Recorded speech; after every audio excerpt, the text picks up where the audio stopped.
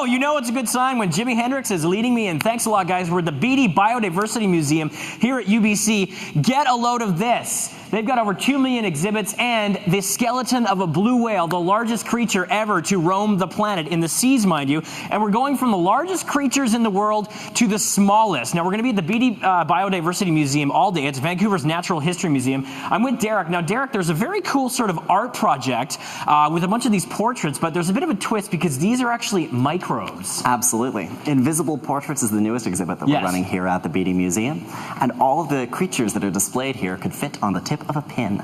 Now, this is amazing because usually when customers or the general public or people seeking this kind of education, they will never get to see what microbes look like unless they're in some kind of lab setting or there's a big electron microscope or something like that, right? I love the ability to raise awareness about these unusual structures. There's so much amazing life on this earth that you just can't see with the naked eye. And this project, this Invisible Portrait, sort of gives you an idea of what these things look like at a microscopic level, but blown up, so it just gives you an idea of some of the texture, and it is amazing to think that such complex structures like this exist in such minuscule detail. If you can believe it, Thor, all of the things that you're looking at right now are individual organisms that are found inside termite stomachs. Amazing! And we don't want to call these animals, right? They're considered creatures because there's a certain set of criteria that makes things animals that they don't fall under, right? That's correct. The word protist has been used to describe all kinds of things that are not quite animals and not quite plants. Many of them, like the one rendered here in this metal sculpture, have really unusual shapes unlike anything from either kingdom.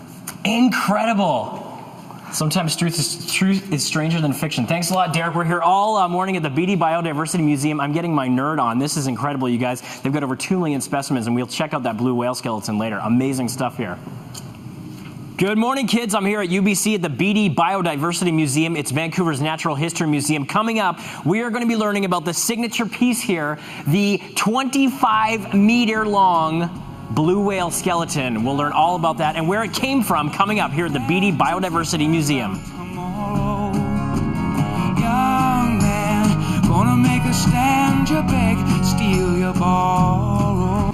This is amazing, you guys. I'm very excited to be here. It's UBC's Biodiversity Museum. It's the Beaty Biodiversity Museum. Derek, if people want to come in here and just sort of walk around by themselves or get a guided tour, you have both options, right? Absolutely. And what are the hours for the museum? The museum is open from 10 till 5 most days. On Mondays, we tend to close up in the fall, however.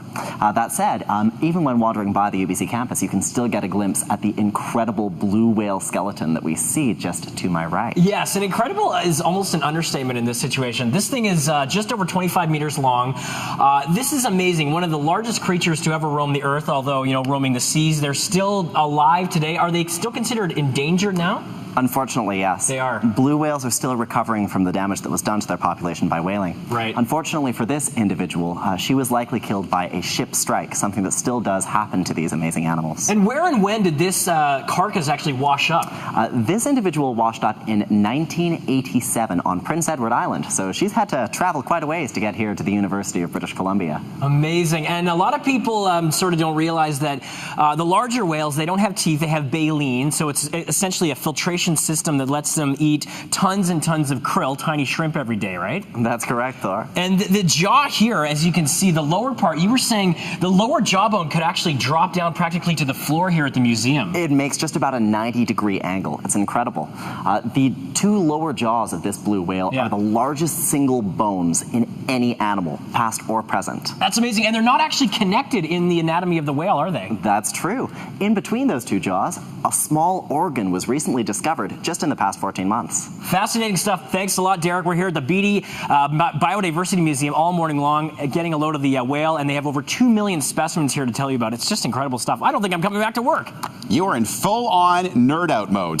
Right on, people. We're at the Beaty Biodiversity Museum, and we're in the research area right now. We're going to be learning about some of the amazing and fascinating things they do here in terms of biodiversity research. All that and more coming up, plus a sample of the 3rd largest collection of fish in Canada. All that and more coming up. We're at UBC. Thanks a lot, you guys. We're here at the Beaty Biodiversity Museum. This is the Discovery Lab. And Derek, part of what happens here is also a tremendous amount of research. So speak to me about what biodiversity actually means. Well, biodiversity is about the diversity of all forms of life on this planet. And doing research with different organisms is something that we really want to put the spotlight on. Right. Right now we're spotlighting two amazing researchers with the university, including Dr. Jedediah Brody, who is doing work in Borneo, looking at the incredible jungles there. Wow. Being a bird watcher myself, I want to get down to Borneo and check out the bird life, but this is something that you have to watch out for down there, right? Indeed. The little guys in this bottle are leeches. And in Borneo, they're not just found in water, but on land as well. Jedediah Brody has been kind enough to lend us some leech socks, devices worn over the sock and pant, so that these little creatures don't crawl up on you and take a nibble while you're in the field. Okay, yes, it comes with its price when you're doing research in all corners of the globe. And then over here we have another researcher that's profiled as well, right? Simon Donner is studying climate change and its effects on corals. Right. We're really interested in showing off some of the incredible equipment that's used when you're doing research. For example, how do you take notes underwater? How do you keep yourself from floating up to the surface when you want to study these creatures up close? And over here we have one of my favorite sea creatures, the moray eel. And you were telling me it actually has an additional set of jaws sort of lodged in its throat. This is true. Moray eels have two sets of jaws that they can use to twice bite their food. Looks like something out of a horror movie, but really, it's just part of coral reef ecosystems. Love it, Derek. You're selling it well. Thanks very much. I'm learning so much. You guys here are at UBC at the Beaty Biodiversity Museum. It's fun stuff, I'm telling you.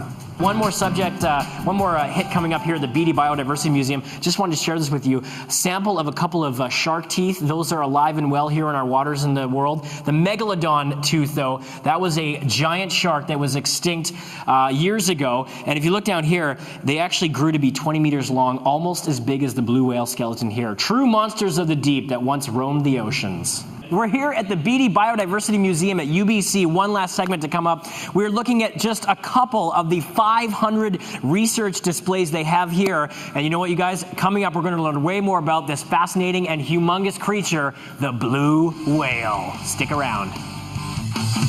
Yes, thank you very much, Kyle. Good morning. We've got one more segment at the Beaty Biodiversity Museum here at UBC. Derek, this has been fascinating. We have to come back to the blue whale and talk about it because it is the signature piece here. Almost 26 meters long, this thing. It was excavated from Prince Edward Island back in 1987. A huge operation. There's actually a documentary that's about 45 minutes long that you can see about that process here at the museum. Absolutely. Okay, now for people that aren't aware really of just how incredible these creatures are when it comes to diet and food and how they actually eat, let's get into that because the blue whales are massive. They are among the biggest creatures that ever roam the earth practically. And yet, strangely, they eat some incredibly small prey items. Yes, they do. Blue whales consume little pink shrimp-like animals known as krill as their primary source of food. They catch these little animals using a strange structure known as baleen, which hangs from the top of their jaws. And you were telling me during the break that they basically eat the equivalent in mass of an elephant in krill each day. Potentially, yes. It is incredible that these animals can consume so much weight just in little tiny shrimp-like creatures. That is astounding, and this is an example of the baleen on the blue whale too. And there's a sort of cross-section of the mouth. Well, that's great stuff. And if people want to learn more about the Beaty Biodiversity Museum at UBC here, what can they do? Well, check out our website, beatymuseum.ubc.ca. We have tons of information about the blue whale, other displays, and our opening hours. There you have it, people. I've had a great time here, and I will be back. I can guarantee that. We're learning all about the ins and outs of biodiversity, and I might be sticking around for a little longer here at the UBC Biodiversity Museum. Yes, the skeleton is amazing, you guys.